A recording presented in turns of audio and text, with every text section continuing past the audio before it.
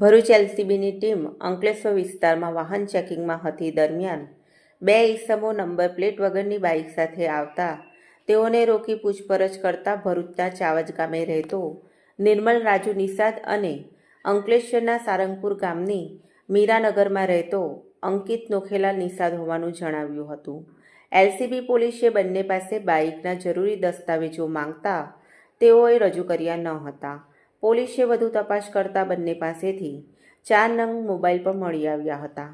જે મોબાઈલ અંગે પૂછપરછ કરતા બંનેએ સંતોષકારક જવાબ નહીં આપતા બંનેની ધરપકડ કરી કડક પૂછતાછ કરતા નિર્મલ નિષાદે કબૂલાત કરી હતી કે અંકિત નિષાદ સાથે રાત્રે બાઇક લઈ બંને રોડ ઉપર ચાલતી મહિલાઓ તેમજ ટુ વ્હીલર પર જતી મહિલાઓને ટાર્ગેટ કરી પર્સ અને મોબાઈલ જૂંટવીને ચોરી કરતા હતા અને મોબાઈલ વેચી તેના પૈસા બંને જણા સરખા ભાગે વહેંચી લેતા હતા।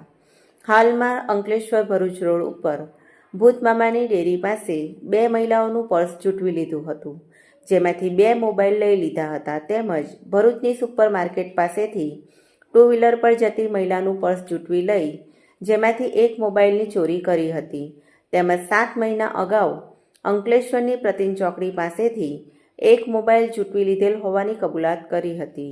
એલસીબી પોલીસે બંને પાસેથી 30,000ની બાઇક અને 40,000ના 4 નંગ મોબાઈલ મળી કુલ ₹70,000નો મુદ્દામાલ કબજે કરી બંનેને અંકલેશ્વર બી ડિવિઝન પોલીસને હવાલે કરવામાં આવ્યા હતા। હાલ બંને આરોપીઓની 3 ગુનામાં સંડોવણી બહાર આવી છે।